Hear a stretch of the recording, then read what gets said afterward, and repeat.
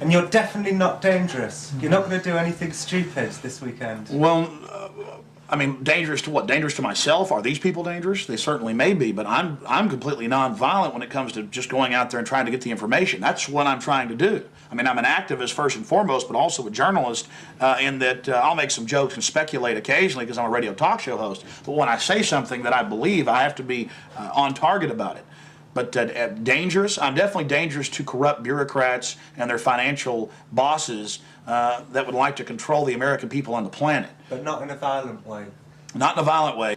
And long before global government came out in the open, in the last 4 or 5 years, they were conditioning the public that anyone that talks about global government is a kook, a weirdo, a terrorist, a racist. And now they're out on the nightly news saying global government's here, you better accept it, we're getting rid of juries all across the planet. The IMF, the World Bank, basically runs things now. The WTO decides what you can buy and sell and trade on the international market. But see, they've preconditioned us that it doesn't exist. They've preconditioned us that anybody that talks about this stuff and who is against it is a kook or a racist because it doesn't exist. And then everybody's decided, well, I'm going to be culturally cool. I want to be in style. I want to be accepted. So even when they're hearing the news admit it and tell us how great it is, they've already pre-positioned it psychologically that it's not acceptable, it's not kosher to discuss it. Do you see the tactic they're using there? Mm-hmm.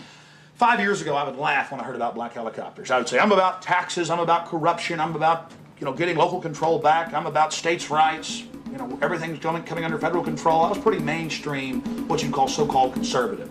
Then I saw the light when black helicopters started going into North Carolina.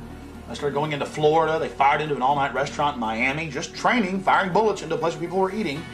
They started burning buildings. Police chiefs started throwing them out of their town, San Antonio. All this started happening, and I said, whoa, this is real. And then I realized that I was preconditioned, even as a so-called conservative person who understood that the media lied. I didn't realize how thick the propaganda was.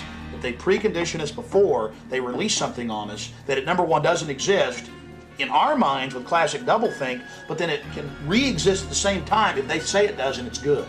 So it's literally George Orwell's doublethink, and one has to have it to stay sane in this world. Well, I refuse to be a part of it. I mean, the news every day, black helicopters are a joke, they're stupid, the culture, commercials, movies. At the same time, almost every month in this country, they're attacking and terrorizing some town with burning buildings and terror. And I don't want to be part of their sick control freak system. I don't like these degenerate, inbred, New World Order crowd people.